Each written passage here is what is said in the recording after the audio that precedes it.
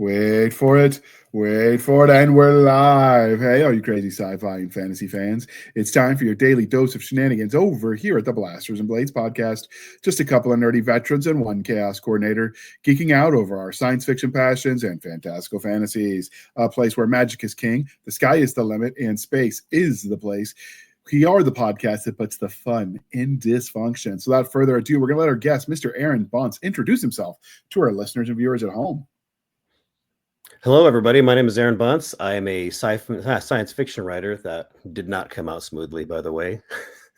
I'm a science fiction writer. I have been writing for about 15 years. I have written in a number of genres, skewing from fantasy to horror to science fiction horror and kind of every dark corner in between. And I'm just happy to be here to talk to everybody. Isn't this the part where you're supposed to tell us you like long walks on the beach and that sort of thing? I do. I like golden retrievers and long walks on the beach. There you go. Now you did it right. All right. So the next part of the introduction, dear listeners, how we first found them. So one of the people who's been kind enough to mentor me on the business side of things, Mr. JN Chaney of Variant Publications, reached out and said, hey, we've got this author, and I think you'll have a fun time chatting with him. He might be able to out crazy you. I said, no, that's not possible, Chaney. But so we set this interview up, and here we are.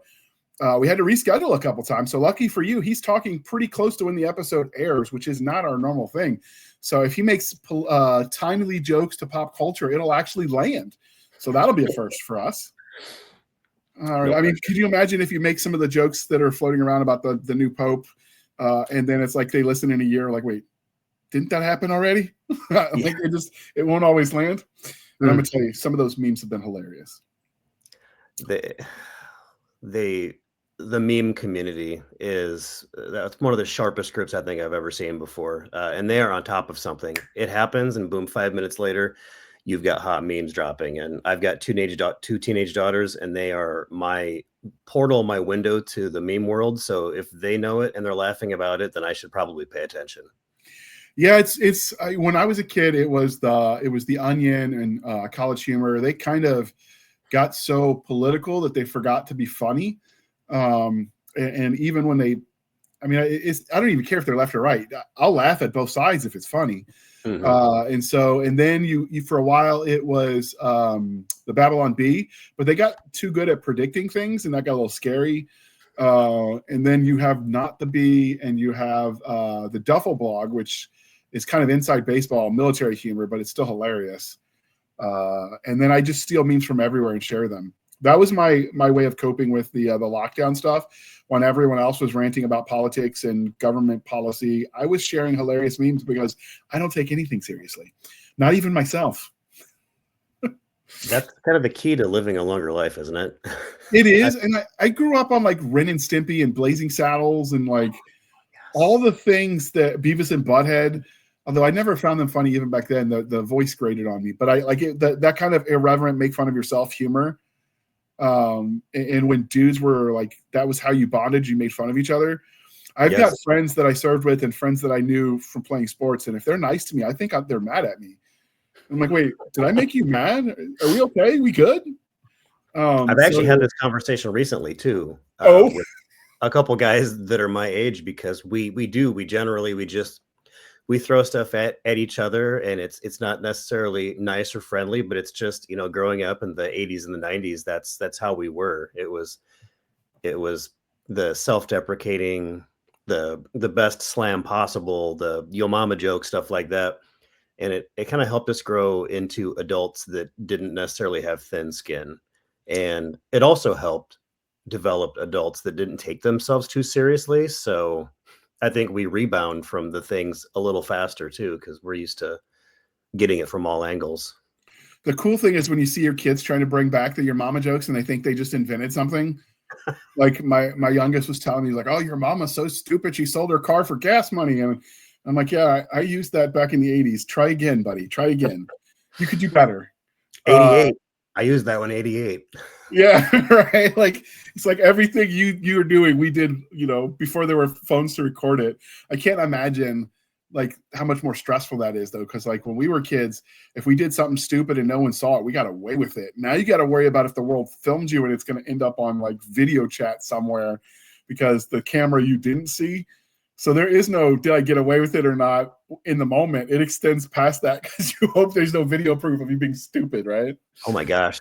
That's the greatest risk these days. Everybody's got a video enabled device, so it's like nothing goes unseen. And I think that we as a generation, because I'm a very late Gen Xer, we did all of our stupid stuff when we were kids, and like you said, nobody was around to see it. So the vast majority of our mistakes have just kind of gone on and been forgotten. So that's right. What happens after dark stays after dark, unless you got caught. yes. And I remember in driver's ed where they told you to keep a disposable camera in your car in case of an accident so you could snap pictures. And I'm just like, oh man, now you just pull your cell phone out. Yeah. But I mean, that's how life was back then. You had, you'd go to clean your car out and you'd have a disposable camera in your glove compartment, and it may or may not be full or empty. You may have another disposable camera in the trunk of your car, and you probably have one in the back seat because, that was your portal to the world. That was your only option. And it did make you more judicious in the pictures you took because you had to take it to this little thing called a film developer, and other people looked at your pictures and they would judge you when they handed them over. Yeah. Yep. I remember I never found out what the pictures were of, but there was this little old lady that was in front of us when we were going to get some pictures we took at like a scouting retreat or something out. And I just remember the guy that developed pictures looks at her and goes, "Miss So-and-so, you go to church." And that was his response to whatever was in her pictures. And I almost don't want to know what was in those pictures because the mystery is just so amusing. But like, it took a certain level. Like if you're going to put it on film, you knew other people were, there's nothing private about getting your film because you got to develop it. Now you could do all that in your bedroom. But yeah. And I think that that's why we've definitely had a change in inhibitions because we had that hovering over our heads, when we were taking any pictures of anything, that you knew that you were taking that. And there was going to be somebody who was going to be looking through those as they were developing them and judging you quite thoroughly. And then you'd have to go look them in the eyes when you paid for them and picked them up. So I think that we all had that floating around in our heads when we were doing it. If you didn't go, because one of the things you're allowed to do when you were getting those pictures developed was you would go through them, and if any of them were bad takes, you didn't pay for that one. So if you got 3 of them that were just too blurry to save, like they just tossed those aside, price of doing business, you didn't pay for those particular 3, and you paid per picture developed. Whereas if you were any embarrassed at all about what you were developing, you just paid for them all and ran and hoped, right? But it's a different world. You go get in your vehicle and you flip through your pictures and you're like, oh my gosh, I paid for all these and they're all horrible. Right. I remember talking, I got a family member that's a detective, and that's one of the things he tells me they do now. Their first stop when they investigate crime is they just look at the suspect's social media. And he's like, some of my crimes are solved before I even walk out of my office because they filmed it and put it online. I'm like, oh, it's kind of hard to argue you didn't do it when you filmed yourself doing it. Oh, and there's so many different networks and channels and image sources too that it's like, I mean, Facebook and Instagram are the old ones, but the OG one some of the younger kids when Tom was our first frames. Yeah. Did you mess around on MySpace at all? That was the place to go for indie music. That's an instant way to date yourself. Yeah, but I did. I had a MySpace page, and then we're like, this is the next big thing. Am I the only one that wondered whatever happened to Tom? No, you're not. But generationally speaking, that it dates you almost instantaneously because I talk to my kids now, and we'll have a funny chuckle moment every once in a while where we're like, oh, MySpace, remember the days? And the kids are like, what? What's MySpace? Huh? Someone tried to bring it back not that long ago, but it never went anywhere. Yeah. Nostalgia is a weird thing like that. Maybe they banked on it being a nostalgia item that caught on just for that sake alone. Yeah, and I think people are just so comfortable with Facebook. It's sort of ubiquitous enough that I guess people are like, yeah, I'll just stick with what's tried and true for the last 2 decades. Mm-hmm. So, all right, before we get any deeper in this conversation, we do have to ask the religion question. This is a pass-fail, so you have been warned. Are you ready for this? I believe I'm ready, yes. All right, Star Wars, Star Trek, or Firefly? So this is a hard question. This is a gut punch. because I remember growing up with Star Wars. I grew up with Star Trek as well, and then Firefly came out, and that was one of those flash in the pan IPs that like I didn't even find out about until after it had already been canceled on air and Joss was making a movie. And then you find it, you watch back through it, and you love it, and you're like, oh my gosh! And it's just become kind of a cult phenomena ever since. So I mean, my shirt says it all. I'll flash it. It's the "I aim to misbehave" T-shirt. So that'll With the tell you the Chinese answer. To that lettering. question. So the issue with that was it was aired on Fox Entertainment, who I always say that's where good shows go to die, and they didn't air it consistently. They couldn't accurately judge the viewership numbers with the Nielsen rating because back then they didn't take into account anybody that was DVRing it. It didn't count as a view. And then on top of that, even people that wanted to watch it, the way DVR worked is you could set it to, we'll say Firefly, the slot Firefly was supposed to air, but it wasn't tied to the show. It was tied to the hour block. They just happened to be filled in with the Excel spreadsheet type deal with what should have been airing that hour. If they ever changed it, you still got the same hour block. It's just not what you thought you were recording. So if football ran late and they went into overtime, you might get the last half hour of a show in the first 30 minutes of the game in the first 30 minutes of what you wanted to watch. And so it was a transitional time for tech and they didn't know how to rate it. So the views didn't look like it was what it was. And then you add to that, they were airing things out of order, inconsistent time slots. It was a recipe for disaster, unfortunately. Yeah, I remember reading that because there were all sorts of articles about it after the fact, kind of the post-mortems, and like, why did this show fail? And it was that, what was it, like a Sunday night time slot? At one point in time, it was Friday, and then it got moved. It was just inconsistent time slots too. Yeah. It's almost like they didn't want it to succeed. You got to wonder too, because it's like you look back on the stats with Fox TV, and I don't think anybody canceled more television shows within their first year than Fox did. Netflix has probably undoubtedly taken that crown away, but I think at that time Fox was definitely the one that killed the most shows.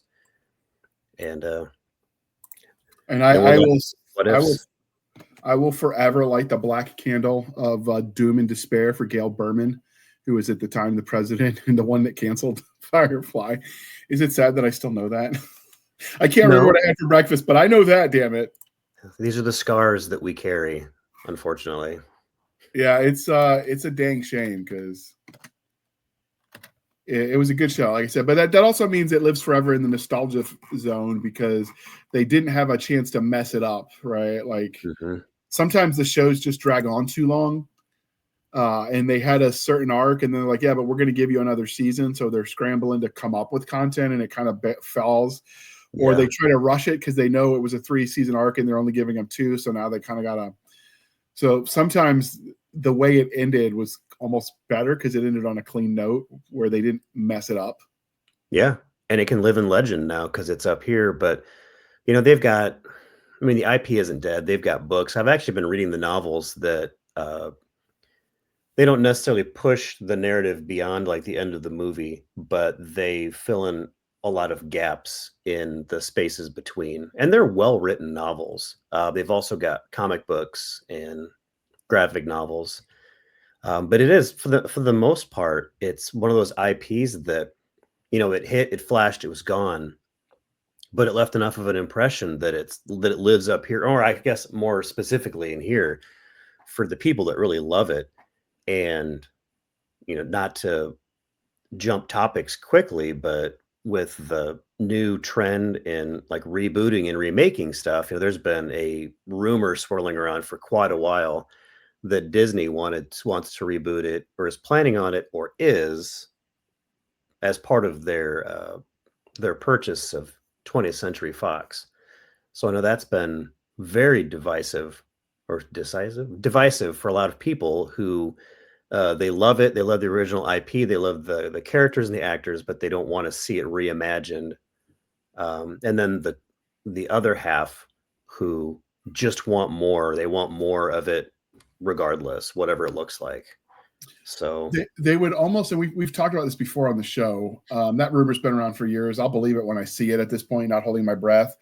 But they would have to give it what I call the Ghostbusters treatment, not the disastrous one where it was all female and it was a one-liner, a series of one-liners built around the Ghostbuster, IP without actually being a Ghostbusters movie.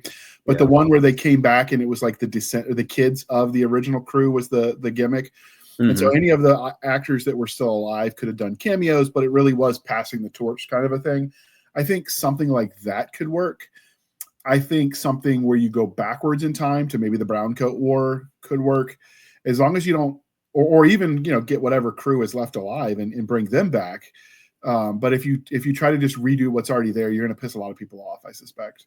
Yeah, you can't reboot the story that's already been told. I think that would fail catastrophically, just because people attach so much of their affection to the characters, but the actors specifically. I mean, that show, it did make careers, and I've been to enough science fiction conventions to know that they're still notable, and they still have cosplayers that show up as those characters. But you talk to those people, and it's not just the character, but it's the actor. So I don't think you could get away with just rebooting it. Now, I think House of the Dragon has proven with Game of Thrones that prequels can be successful if they're treated properly and if they're given the right writing treatment. That would probably be the way that I would go. I'd either jump back to it from a prequel perspective, or I would jump into the future and tell a story down the road. Like you said, you could introduce the other characters. You could have cameos if you wanted, but it would need to be far enough removed from the story already told to give it its own fresh take. But you couldn't do the Picard treatment where it's just a bunch of member berries. Like, remember this, remember that. You have to have an actual plot. Yes. And if you go back, you have to go back far enough that you're justifying why the main characters aren't in it. Because if you have Mal as the main character when he's in his teens fighting this war or whatever, like, he doesn't die. So there's no like, he's safe. That takes away some of the angst at some of the conflicts, yes. Right?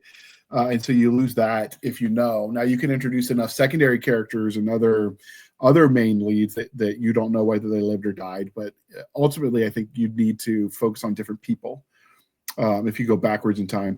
The problem is with the prequel to the Game of Thrones is he's doing all of that, but he still hasn't written the last book in the series. And that ending on Game of Thrones is pretty crap. I know people that don't watch the prequel because they don't want to be disappointed again.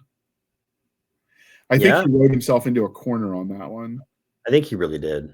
It's generational scar tissue, I think, because there's a whole generation of fantasy fans now who are forever changed by the lack of closure for Game of Thrones, at least in book form, and then the ending that we were given in the show, which I think most people can agree is not necessarily the ending that the show deserved.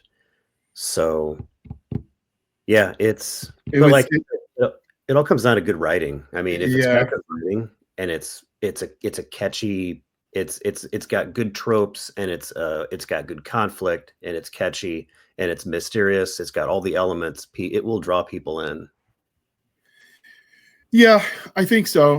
Like you said, you have to stop with the message fiction, left or right, and you have to just tell a good story. Right, and that's where they lost their way towards the end. But I do like the humor that because they missed some things in the set on the background, like that one water bottle and the coffee mug. It's canon that there's Starbies in Westeros. So I mean, at least you got that.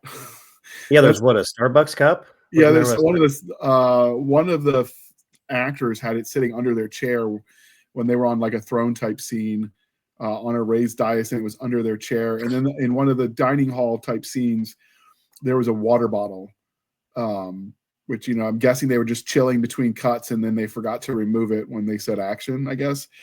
But it is kind of amusing that it made it through all those rounds of edits. And they're going to send out at some point when they sell the box set the edited out version where that's not there, and it'll be like that who shot first thing, because some people will have only watched it after it was edited out.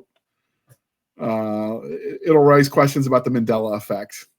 Yeah. So, but then they won't be in on that conversation, though. They won't know.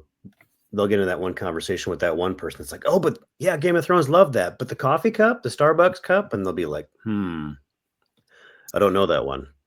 Yeah, it'll be interesting to see where that goes. But speaking of Game of Thrones, because we're polytheistic here at the Blasters Blaze podcast, Game of Thrones, Wheel of Time, or Chronicles of Narnia? Oh my gosh. These questions are killers, literally. I mean, it's not Red Wedding level of death. It's pretty close to that. I mean, if I was Caitlin Stark, I'd be real nervous right now. Love Game of Thrones. The books are fantastic. I like George R. Martin's style of writing. I really do. He's very descriptive. His level of world building, I think, for modern fantasy writers is unparalleled. The Wheel of Time is a good series. I haven't read all of it, but I like it. And I mean, if I was forced into a corner to answer, I'd have to go with the Chronicles of Narnia. Growing up, that was actually one of the first series that I ever read or was read to me, and it had a lasting effect. It to the point where I still have all the books. I push my daughters to read them because they're just it's good fantasy. That, and I mean, if it was the fourth option and it was Lord of the Rings, I'd probably the decision would get even harder, but I'd probably skew that way. But for lack of that option, I'll say Chronicles of Narnia. Lord of the Rings actually used to be one of the choices. Because everybody picked it, it got to be kind of unfair. So we swapped it with Chronicles of Narnia. Okay. This is kind of a contemporary. But yeah, the Lion, the Witch, and the Wardrobe, man, the idea that you could walk through your closet and end up somewhere else kind of resonated. I can't tell you how many times I was disappointed that my closet was just a closet after reading those as a youngin'. Yeah, that's right up there with like the Bridge to Terabithia and Old Yeller when it comes to special like childhood reading memories. So, oh my gosh, childhood trauma, Old Yeller. Like, here's the introduction to Lost and Sadness and Chronicles of Narnia. I mean, portal fiction got huge there for a while, and in certain genres, it still is really big. And a lot of people lose track of the fact that Chronicles of Narnia kind of kicked portal fiction off in a lot of ways. At least in the English market. I know the isekai thing has been around in the Japanese market for a while. Now, whether that predates Chronicles of Narnia, I couldn't tell you. But the concept of going other places by just stepping through a door, I mean, that's been around since the fairy mounds, right? Like as far as human consciousness and our understanding in the West of travel. And then, in fact, who was it? Diana Gabaldon did it with the Outlander series. Outlander, yep, big fan. I loved the books. I remember reading them, and then when I went to Barnes and Noble, and that was when they were actually huge in the libraries and the Books A Million and those, huge in the malls, I should say. And I had read the first one because my mom gave it to me, and I didn't know it was supposed to be a romance novel. I thought it was just a time travel novel because you could have taken the romance out and the plot still worked. And so when I went to the bookstore that time, and I'm like, I got to know where the next one is, and they pointed me to the romance section. I'm like, I've been cheated. I still bought it. I still read it, but I felt like my whole world has been a lie. It's everything's a lie, but it's what is fiction? It's escapism. So it's easy. It's natural. I liked tying in the unknown of like what the Standing Stones were, and portal through time just was kind of cool. It got to some interesting philosophical questions where what was it? The main character goes through and she's talking to the priest because she just got forced essentially to get married in the 1770s. But she's already married in the 1940s. So is she really committing bigamy? Because technically her husband isn't born yet. And the questions, although I've talked to, so I went to grad school on a functioning monastery at Villanova, and they're like, yeah, that's not even a hard one because it's your timeline, not the Earth's timeline. So you're still married. No. It sounded cooler when Diana made it sound like it was this just great moral question, and you could pontificate and sound intelligent. Mm-hmm. I mean, I feel like you need a coffee shop and someone snapping their fingers for those discussions. But yeah, in Glasgow, someplace murky and probably cloudy and rainy as well, just to absolutely complete the look. Well, and Scotland only has 3 types of weather, though. It's raining, just got done raining, or fixing to rain. So it fits. It's the Scotland ambiance. But yeah, and kudos to her. Like, my wife was a huge fan. She got me into the show, and then I've started reading the first book myself. Really impressed with her level of detail in the writing is so impressive. But she avoided a lot of the potholes that some writers would, where she'd want to like dive into the science and explain like the nature of the stones and the reason behind the transport. She did what a lot of other authors can't, and she left the mystery there. And I think that's what makes the story so captivating, is that it's this human interest piece told across this story that's bouncing back and forth in these essentially two timelines, or with her husband living in, was it the 1940s, I believe? Yeah. And then her with Jamie in the past, and it's very riveting, very captivating conflict, but with this mystical element that's always present. And you almost lose track of that mystical element every once in a while, until boom, they go back again, like, oh crap, yeah, they can just travel through time. Holy crap, that's pretty cool. Cool level of writing, though. Really impressed. And I like that the mystery, because she doesn't know, and since it's her point of view, like, the fact that she doesn't know made it even better, because you weren't limited by trying to explain the science. It just happened, magic, witchcraft, whatever you want to call it. And it did get to explore some interesting things about the intelligent sort of herbalist woman, who suddenly, because they don't understand the science she's using, she's a witch and they got to burn her alive. And they had that one lady who they used her smallpox vaccine scar as proof that she was the witch. So it was an interesting look at the culture of the time. She did get, this is before the cancel culture stuff, but she did get a little bit of a blowback, because they had one scene where the main character tried to run away, and her husband beat her, because that's what they did back then, or at least it could happen. And then they had this great makeup scene where I'll never do that again. But the fact that she even wrote that in offended some people. Yeah. Ironically, those same people were not offended by what happened to her husband, and that's too graphic to say on the show. But let's just say he did not enjoy his prison life. But nobody complained about that one. No, it's just weird, like where those lines are for people. And ironic too, because that's something I picked up on it too, and that's a theme that is kind of pervasive in the series. Not to use that as a word, but yeah, the sexual assault narrative is common and pops up. I don't want to say repeatedly, but it pops up several times.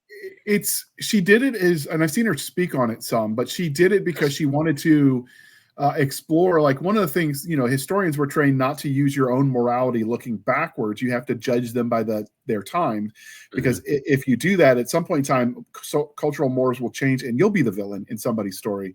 So, judge not lest ye be judged, as they say. So, like, she was exploring what that means to go back in time with modern sensibilities. Well, modern, obviously it's 1940s, but and then judging the past accordingly. Whereas, they thought they were pretty progressive because they were not as bad as the generation that came before them, and what that looks like. And so, she covered that theme a lot, but it didn't feel like she was preaching some sort of political message. It more felt like she was exploring the culture through a modern lens in a way that I haven't seen other alternate history or time travel authors cover. At least not on things so nuanced. I mean, the closest you could get is maybe Harry Turtledove's Guns of the South, where he talks about slavery and the South and the lost cause narrative. But that's one of those ones that's universal. Everyone kind of agrees that it's bad. Whereas with Diana's, it was more nuanced about, is it bad? Is it good? Does it depend on the situation? Because if he hadn't gotten through to her stubborn streak, like, she might have hurt herself because she didn't realize what wasn't safe because she was out of her element. Mhm. It's more complicated. That it's obviously a very simplistic look, but I mean, like there's just more nuance to everything in her narrative because it was less clear cut. Yeah. And even the husband she left behind wasn't totally we ought to do a panel on the Outlander. Even her husband who left behind, like I'm kind of sympathetic to him because some of what their dynamic I dealt with some of the peers I served with, because like it really comes down to they were both British soldiers during the war. She was a nurse, he was intelligence. Because she was a nurse and he was intelligence, he stayed in the rear, she went to the front. And so she saw combat and he didn't, and he felt belittled. And I saw some of that from my peers that never got to deploy. And if they did, they were safe. And they kind of feel like they don't measure up to everyone else who did the thing. And so I get what that looks like. And so it was kind of refreshing to do that and then throwing the gendered angle.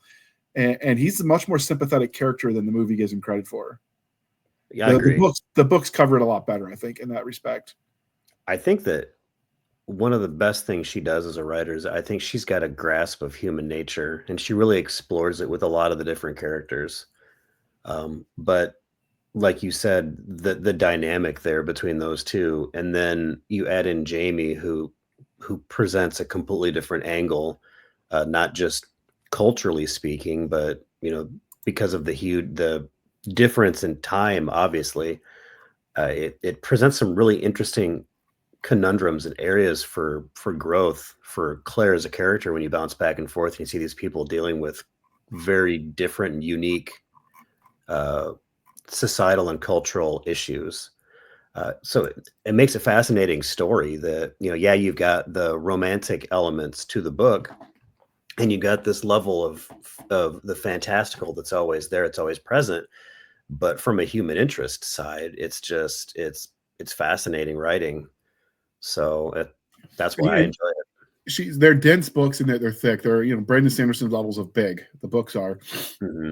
The paperbacks, if you got the mass market, you only read it once before it falls apart because it's just the binding can only do so much to hold that billion pages together. There's a good podcast called The Scott and the Sassenach. I'm probably butchering that word. SASSN. Oh, let me look this up. So SASSENACH, Sassenach. I think it's the. Sassenach. I think it's just like it's like a K at the end. Sassenach. Yeah, it's the Scottish word for someone who's English. But it's the gimmick is it's a Scotsman and an English person, although they're living in America. And as a Scotsman, he's watching it and encountering the world for the first time when it came out on, I think it was Showtime, the TV show. And so they do a episode by episode breakdown, and then they read what the episode covered from the books, and then they kind of compare and contrast. And it was kind of a fun thing to do as you read through it, to experience it with someone for the first time. Because that's one of the cool things about reading is if you find something you like and you can get your friends to read it, you can then experience it with them and get that it's fresh and new again.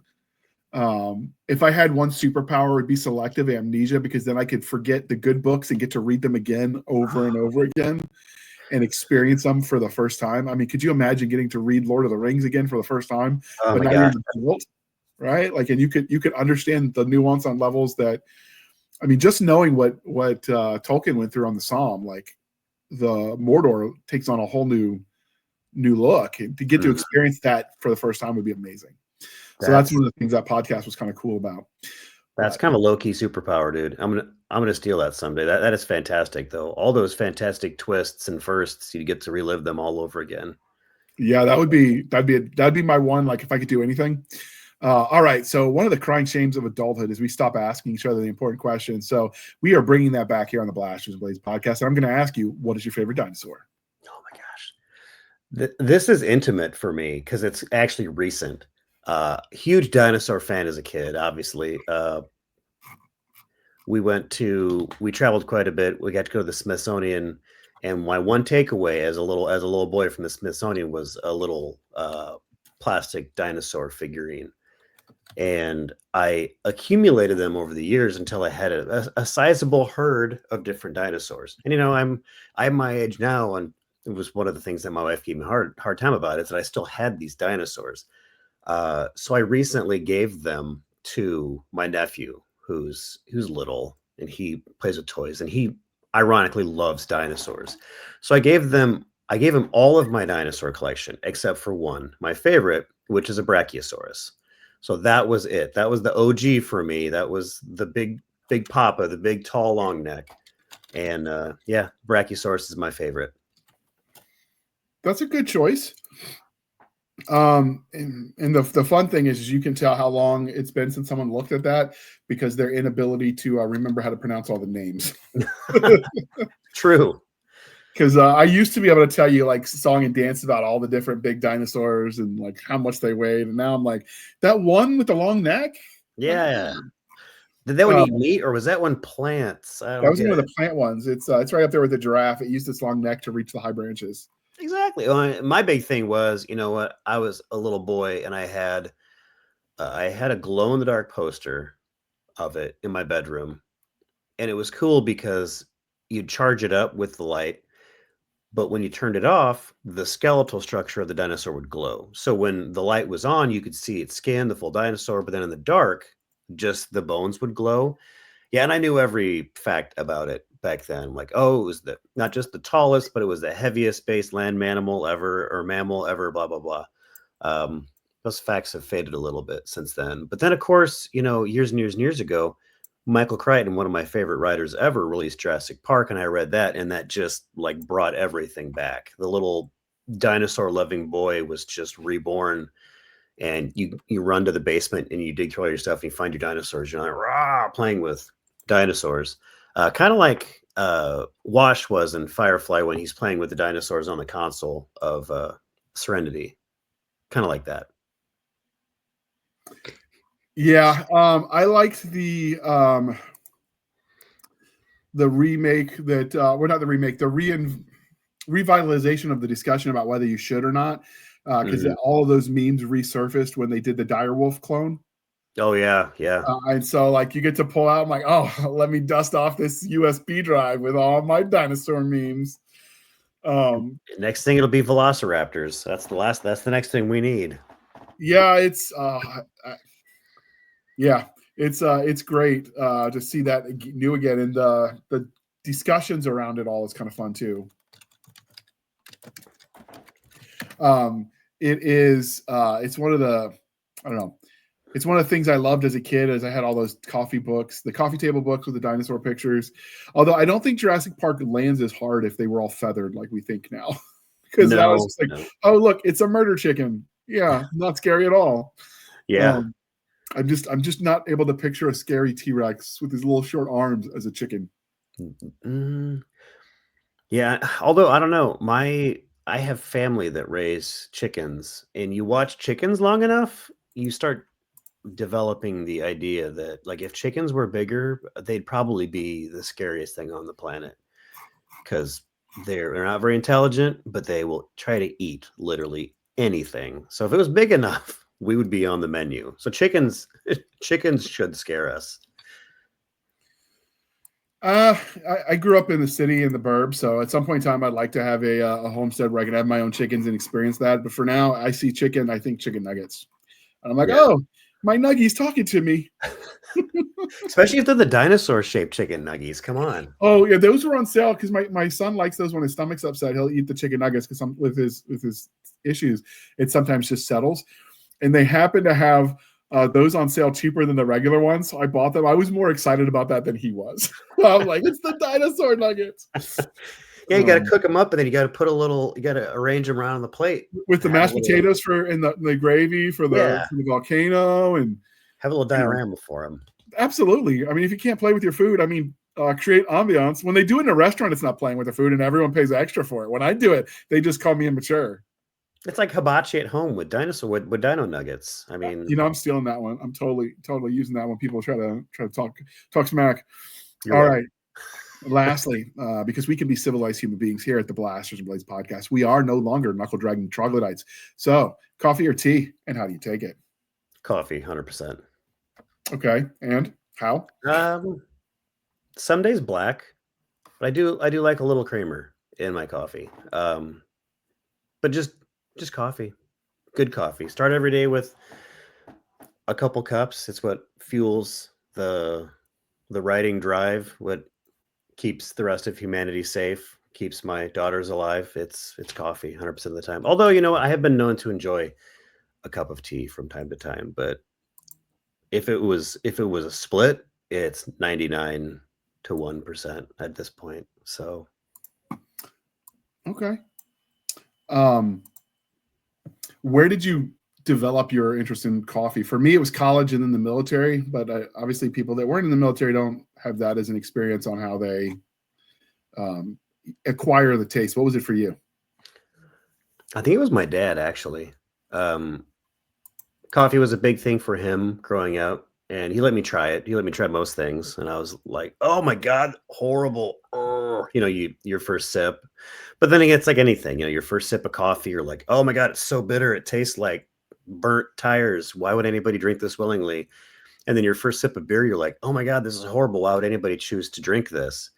Um, but then you get a little older, you get maybe you live a little more life, and you go back, you try it again because you see more people doing it. You start working jobs, or you go to college, and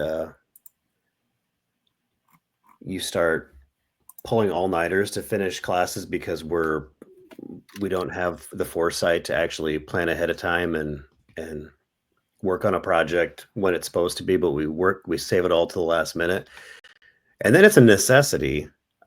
So my dad kind of started to be on it, but then, later in life, I went back to the well because it was the cool thing to do. And, oh, look, people are going to coffee and coffee shops are popping up. And now it's just become, I don't know if you'd call it a habit, but yeah, it's pretty much a habit now at this point.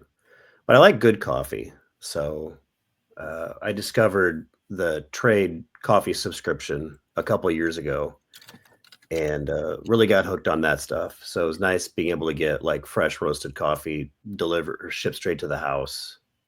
So that's what I do now. Nice. Do you have a favorite way to take it? Do you do the French press, the espresso, the Turkish coffee? Like, how do you make it? Gosh, there's so many. There's Chemex, there's drip over, there's French press. We use just a coffee maker right now, but we have a French press. We've made coffee that way, but usually it's more of a convenience thing. So it's just set it up the night before in the coffee maker, and it brews on its own, and then it's there and ready for you. Grab a mug and go.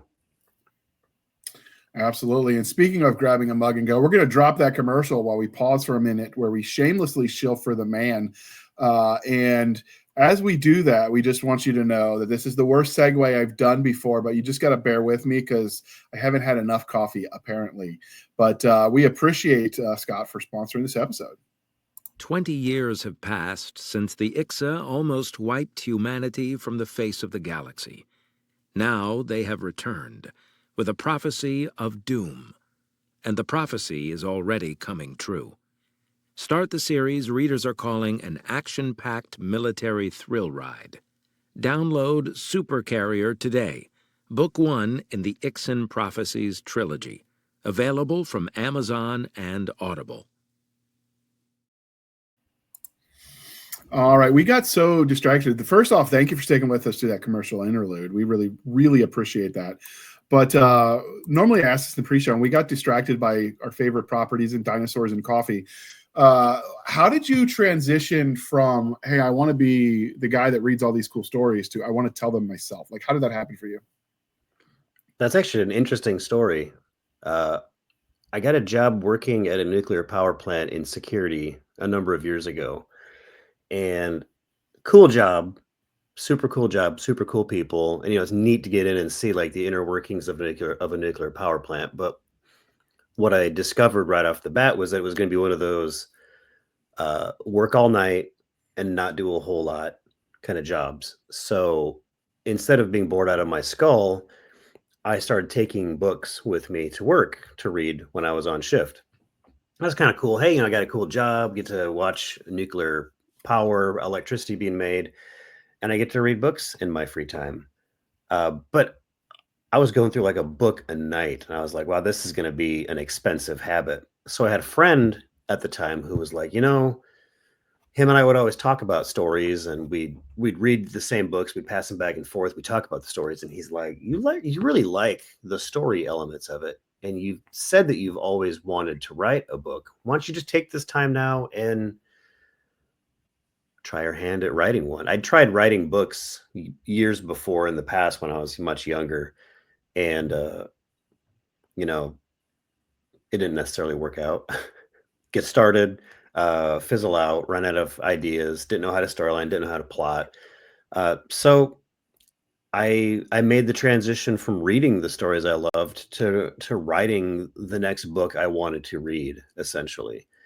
And I firmly believed in my heart of hearts that I was a pantser and that I couldn't let anything as rigid as a storyline get in the way. So I pantsed my way through my first novel, which I'm sure everyone now by now knows what a pantser is. You don't have a storyline, you don't have anything, you just write by the seat of your pants. So I did. I wrote the whole thing.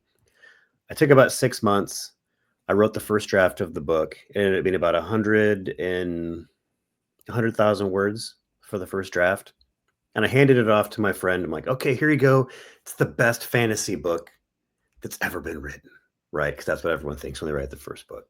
I pass it off to him. He reads it. He's like, yeah, buddy, it's pretty good. But you know what? It feels like the wire frame of a book. Like it doesn't have the paper mache put on the outside yet to fill it all in.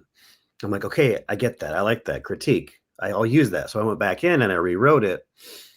And I spent another, 6 months rewriting it. And I added another like 130,000 words to it, to where it was this monster of a novel, monster of a manuscript. And I finished it, and he read it, and he's like, boom, you got it, buddy. Like, if only I'd known, all the things I know now. But then I at that point, I was done. Like, I had my first ever completed book. So I jumped feet first into the indie publishing scene, which was kind of at that point just starting out. And that's how it all started for me. So is that book still out there? It is, but not in the form that it was originally published. I originally published it as, well, the manuscript's first title was The Spirits Within. And then I had some people like, well, that's really close to like a Final Fantasy. Like, I think there's a movie called The Spirits Within. So I published it as Within and did all the work, got the cover art done, edited myself, which, as we know now, writers shouldn't edit their own work, but did it all myself, read through it like 1,000 times, and then published it out there. And then years later, after I'd gone back to school, got an undergrad in English, spec fiction degree, went back through, had it re-edited and republished, and now it's actually out there as The Winter of Swords. And it's the first of a 3-book grimdark fantasy series. But then I've also got a 4th book published in this series called The Delving, which is actually a prequel. So I cruised through 3 books of that, and then the prequel, and then jumped sideways and started writing some science fiction horror after that. Okay. And that'll bring us to the book that brought us here, which is The First Peacemaker. So what was the origin of this novel that's going to become a series specifically? Oh, geez. It's a cool story. I met Terry Maggart in, I think it was 2011. Might have been 2011. He came up to Iowa for a book event called the North Iowa Book Bash up in Clear Lake, Iowa. And I met him, and we hit it off immediately because he's got family that was originally from Northern Iowa. I live in Cedar Rapids, Iowa area. And we hit it off. We got chatting. And then years later, he starts working with JN Chaney, and Terry started out with the Messenger series and then wrote Backyard Starship, which is, that's like their flagship science fiction series. It's sells very well read, awesome series. So knowing Terry, I asked Terry to introduce me to Jeff, and then Jeff brought me on board, and I started working with him as a editor and as a lore master. and I got a chance to dig into Backyard Starship and help them work on the book when they were storylining and mapping and stuff with the lore.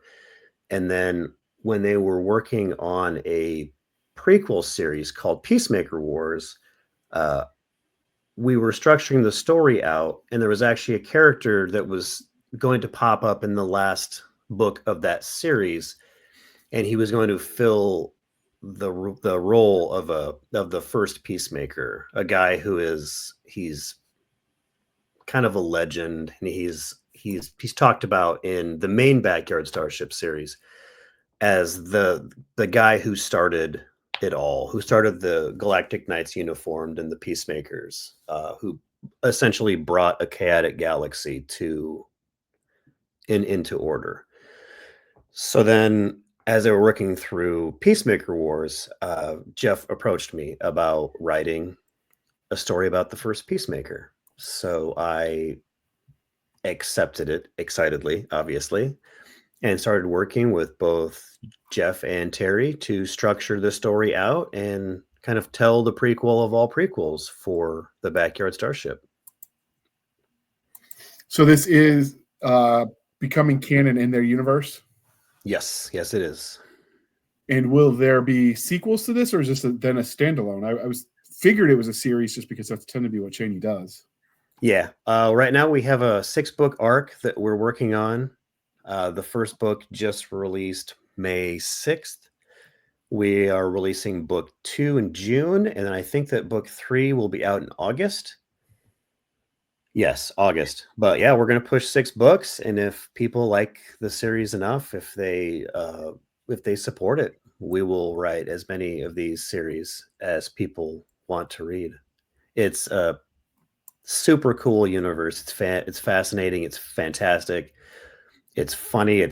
To me, it's one of the best mergings of humor and sci-fi and adventure I've seen. And I love a lot of modern science fiction. I love Skippy in the I just blanked.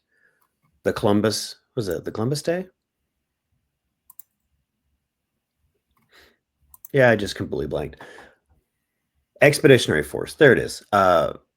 Modern science fiction, there's so many fantastic options as far as humor and adventure and action, and Backyard Starship has all of that. So when given the option to write within that universe, I definitely jumped. But yeah, 6 books, and with more coming if people want it. So for those who haven't read the main universes, can you give us sort of an overview of what that lore looks like? Sure.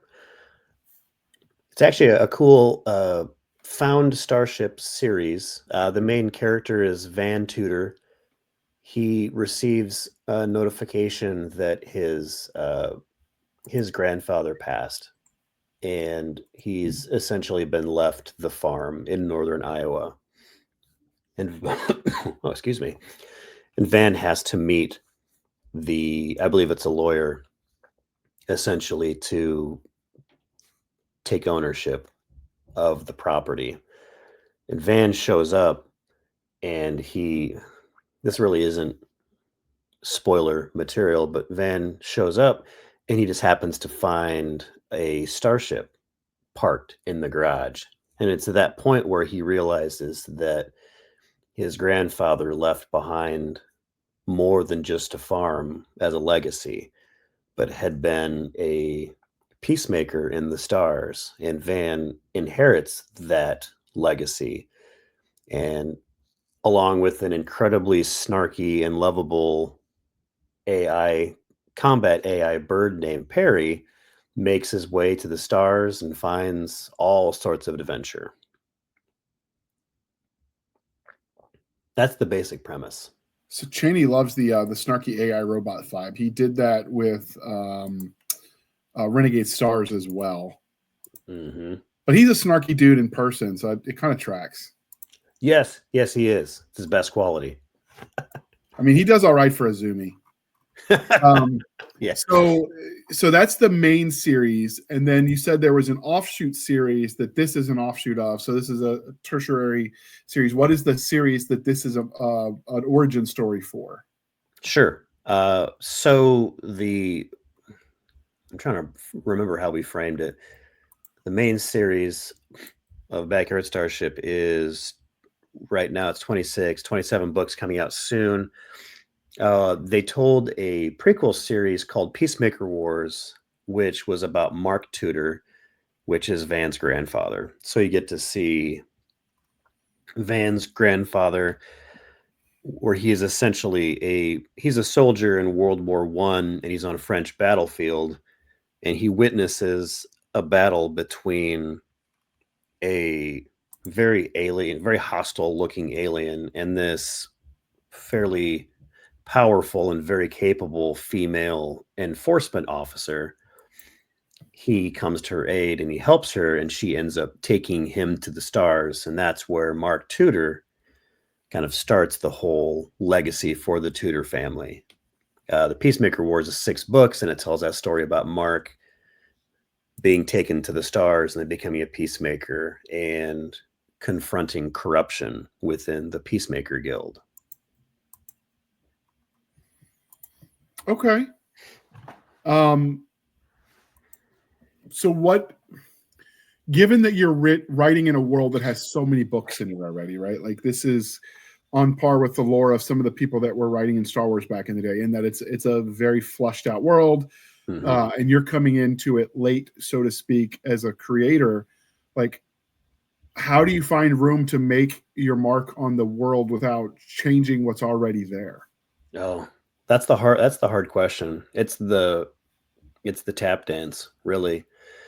To utilize what has already been created and what's already there, to find the things that's been created but haven't maybe necessarily been fleshed out, and then to introduce conflict and story that will not just entertain people and bring them in, but will complement the stories that have already been told.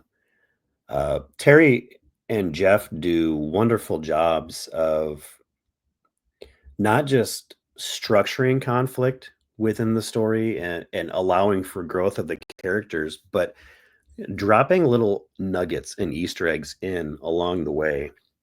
So what I do is I go through these stories and I find these moments that have either been talked about or hinted, and that's the stuff that I go in and I draw those threads out, and in ways that I hope adds richness to this world, this universe, this galaxy. I explore those important formative moments in this past.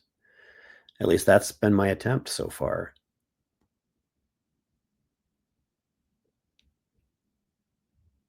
It would help if I remember to unmute myself. So given that you're writing an existing world, so normally when people have asked me as an author, because I've written in several people's playgrounds or sandboxes, if you prefer, and my advice generally is to find the dark corners of that universe and shine a flashlight in that direction, because if you mess with the main characters, they're gonna be like, well, that's not how I envisioned it if you're using someone else's IP. So by going into the dark corners and exploring something new, you're adding to the lore, you get a little bit more freedom. You get the benefit of characters that only exist in the periphery because you're looking backwards, but you have a lot more constraints because you're looking backwards in a straight line and not obliquely, like I prefer when I'm writing in someone else's worlds. So did you develop the plot of this story, or were you kind of given the parameters and you wrote around it?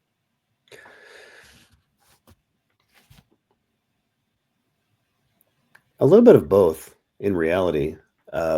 I was there when they were structuring, we were all working to structure out the story for Peacemaker Wars. So Alexander is the main character of the first Peacemaker, and he is the first Peacemaker. So when we were working on Peacemaker Wars, we'd already agreed that Alexander was going to be introduced into that story by the end. And that's not really a spoiler, but that allowed me to work on the side in kind of like an ancillary way as Jeff was pushing for the first Peacemaker story. Take that which had already been created, and then there are all these key moments within the Backyard Starship's history and universe. Obviously, like little bits and pieces of where, like the Guild and the Galactic Knights uniformed. Those pieces are already there, so I could take those and I could draw them out and write the story, kind of almost like taking stars and then connecting them and making a constellation. So take the pieces that are there and then filling in the story around them. Okay, so is this a man versus the galaxy kind of story, or is this does he build a team? Because obviously the cover focuses on him, and you just see him in what looks to be a crashed starship. Does he have any secondary characters that he forms a team with, or is this one man paladin quest on the universe?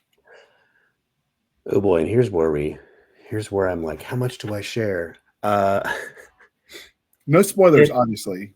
Yes, no spoilers.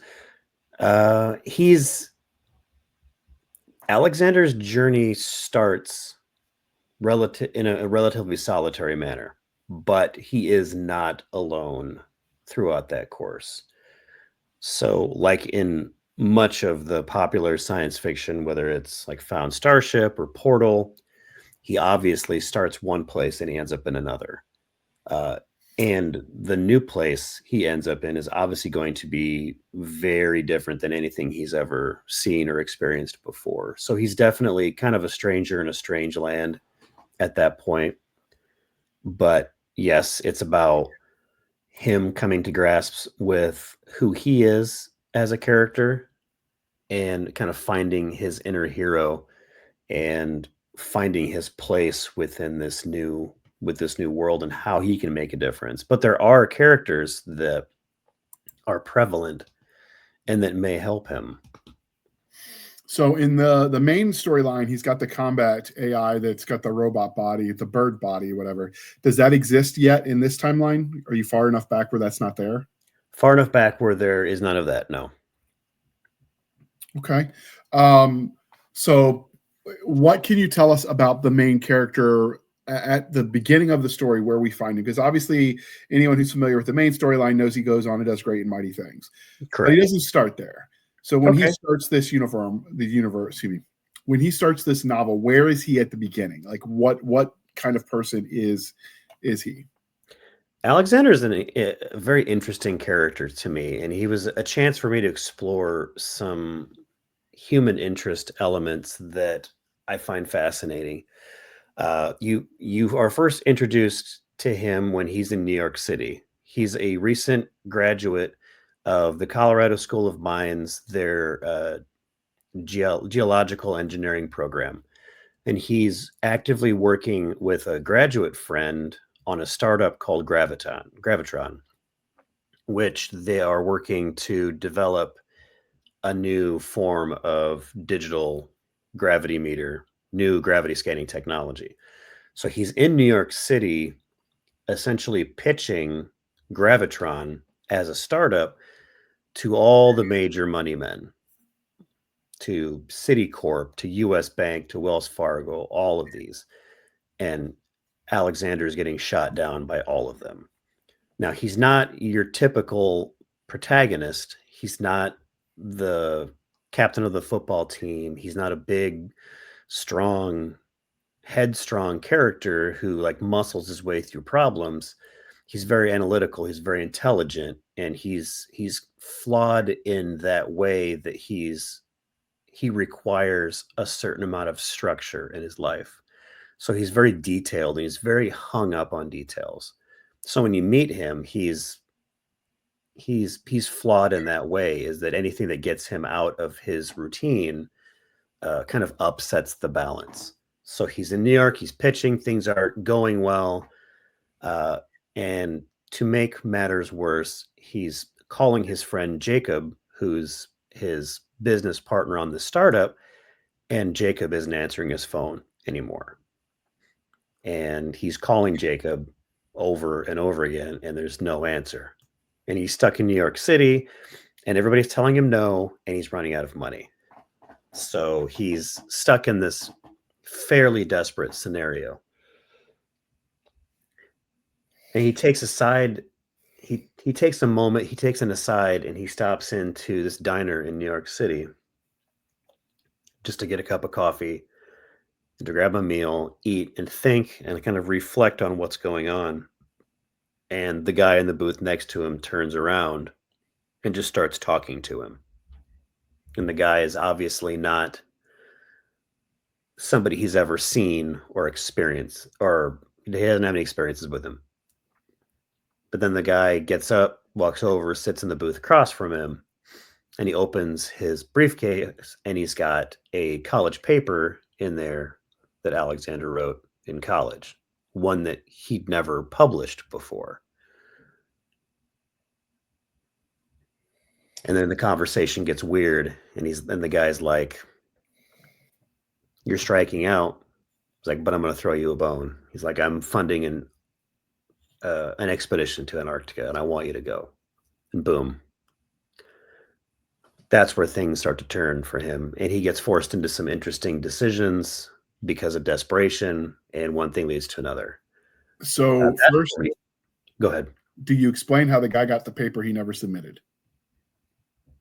Yes and no. There's a level that people will read it. Like the best part about writing a prequel is that I can utilize characters from the main series that people already know. Like they'll recognize their voice or their name, and that allows for a certain amount of mystery. So yes and no. Okay. I've seen the paper that you didn't submit yet, kind of thing that they shouldn't have access to before, because Richard Fox used it with the Ember Wars in the very first one. It's an interesting trope because the whole idea is that it explores is what does privacy mean in a digital world. Like it always forces you to come back to that because nothing's hidden anymore, which is one of the interesting concepts that sci-fi grapples with. I like the meeting in a diner because it kind of throws back to some of the Men in Black vibe, like when you first starting, which I'm digging, which is if you're a kid of the 90s, you get that. Do we find out what happens to Jake? Yes. Okay. Well, I should say, yeah, probably. Right. No. I'm picking up what you're laying down. So when he goes to Antarctica, did you do the Stargate thing and make Atlantis there? Because that'd be kind of cool. No, missed opportunity. I'm just saying.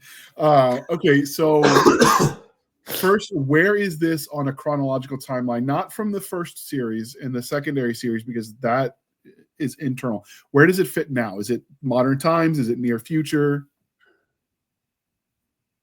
That's a really interesting question.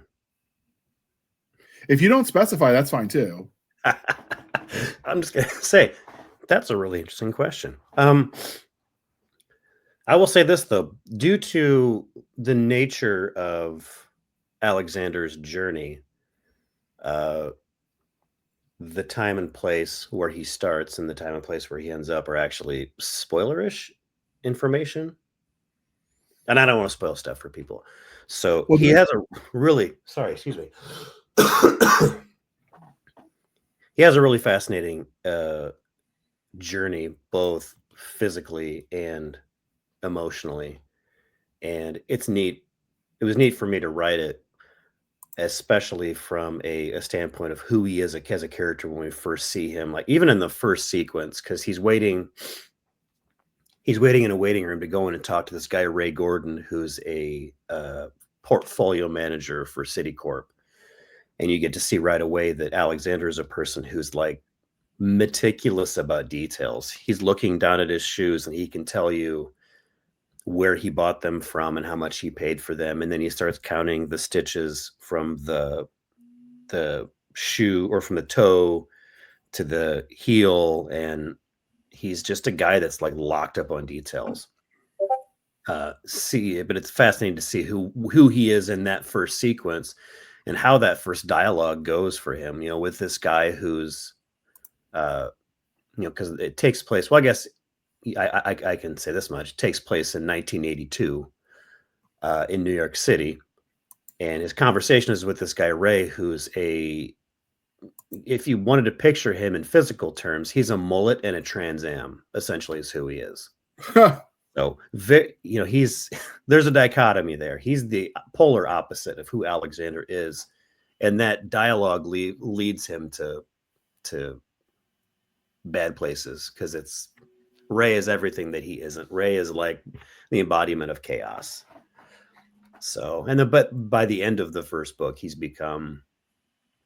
taken that journey, right, both physically and emotionally, and he's become a different person.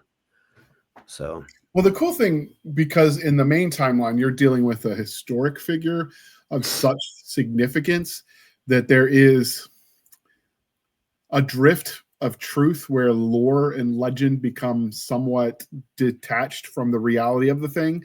It happens all the time, the mythos that builds around important people. So you could get away with fudging some of that in your first book, because you're telling the story as it was, not as the historians of the future tell it as, which I think is kind of cool. So that gives you a lot of room to play with. So do you have a favorite secondary character in this series? Oh, yeah. I mean, obviously they're all special to you. You love all your children equally. I love all of them. It's like looking at your children and saying, all right, which child is your favorite? I do have a favorite. There is a soldier that Alexander meets along the way, and his name is Bantaro, and he is a Burundi, which is like a feline alien race. They're basically like anthropomorphic cats, fairly short, but Khajiit.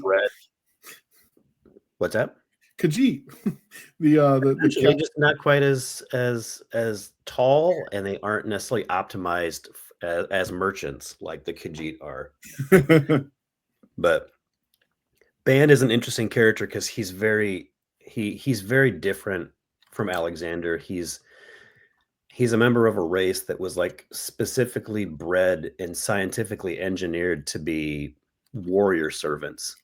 So he's very fixated on duty, and he's very honorable.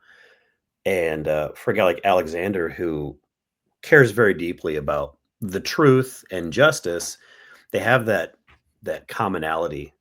And so when they meet, Alexander's obviously the stranger in a strange land, and he's scared, and Ban steps in, and he's kind of not necessarily the big brother figure, but he kind of plays that big brother mentor figure that he needs. But Ban at the same time is also, for me, kind of an exploration of the funny dichotomy that are house cats, because they have the capacity to be incredibly affectionate and loyal, and yet turn around and be just completely chaotic and psychotic at the same time. So he's funny in that regard, that he's almost kind of got two people at once. Okay. And what can you tell us about the bad guy of this series without spoilers? So if you can't answer that, we understand. Oh.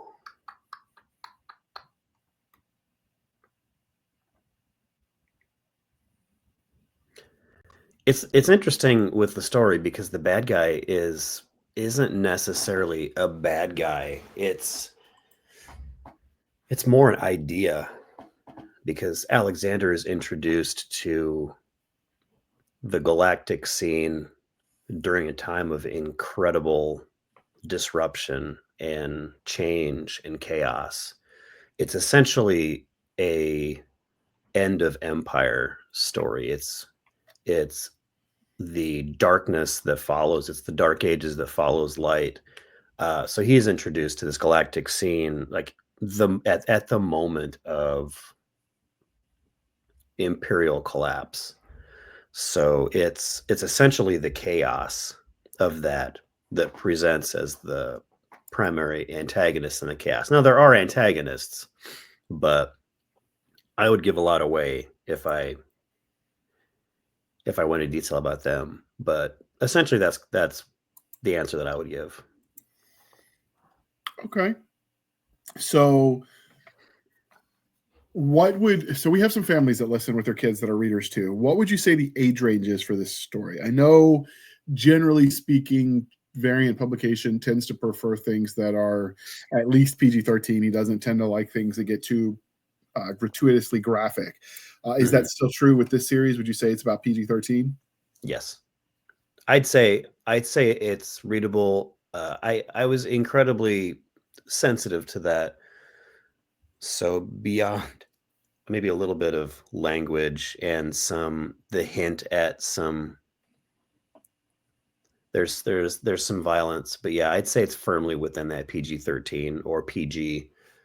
I would feel safe having young teenagers or kids read it at this point. Okay. So obviously this tech isn't where it is in the main series or even the secondary series. But that gives you a lot of room for creativity. So is there anything you specifically added to this universe that's your stamp on it that you can tell us about without spoilers? Love tech. Oh, me too. I get nerdy with it. I have spreadsheets for my spreadsheets. There's actually, yes, there's actually a race, and I'm struggling with how to frame it so I don't give too much away. But there is a species of alien, incredibly powerful race that's introduced in Peacemaker Wars, and they're like nobody's ever seen them, but they found bits of their tech behind. And some of it is incredibly nefarious and some of it's incredibly dangerous, whether it's a kind of gruesome Lovecraftian like pod that is just designed to collect specimens and then disappear again, or bizarre forms of artificial intelligence. They're this bizarre race that kind of lives beyond the boundaries of galactic culture. And we've been able to hint at them throughout Peacemaker Wars, and that I get to actually re-explore those elements as well in this. So it's this race called the Fold, and they are a race of beings that are powerful enough to actually fold space in on itself. And there are hints of their technology left with around some of these worlds, and Alexander may or may not come directly into contact with some of that technology. Since obviously you can't give spoilers, let's pull back from the alien question and go a little bit broader. Okay. So when you create aliens in the worlds that you write, when you're writing specifically sci-fi, how do you go about creating them? Do you let Mother Nature inspire you? Do you use legends and lores from humanity's past? Do you roll into the D&D monster manual, or do you make it up completely? Like, what is your inspiration when you are writing these aliens? That's a really good question. The answer is kind of like all the above, actually. Sometimes you're filling a need within the story. Like you have a particular character and you have an archetype that you need to fill, and you're like, okay, what would fill this? And other times maybe you have an animal in your house that inspires you, and you're like, wow, I have a Cavalier King Charles Spaniel who's just such a lovey, adorable, affectionate animal, but she's so incredibly dopey and and hilarious and unintentionally hilarious. And you're like, I want to write a character that maybe looks like a fluff ball and is like really helpful, but is in every way hilarious, is just like kind of dopey and can't get out of its own way. Very inspired by the world around me. And then at the same time, I've been able to look at all the things that Jeff and Terry have built throughout Backyard Starship as well. And there are so many different alien species, and use that as inspiration as well. When you've got like a race of sentient trees, or alien looks like a giant praying mantis, you can just if you have a need, you can create something to fill it. And I do have a Dungeons and Dragons Dungeons Master book, which I have looked at from time to time, believe it or not. So yeah, it's kind of all the above. Yes, I haven't met an author yet who hasn't at some point in time checked out that bestiary and figured out their next alien monster in sci-fi, fantasy, whatever. Is there anything about the first Peacemaker that we didn't ask that you feel like potential readers need to know?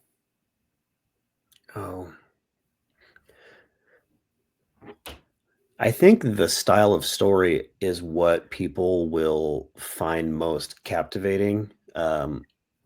I really wanted to provide one of those fun action adventure science fiction stories like Stargate,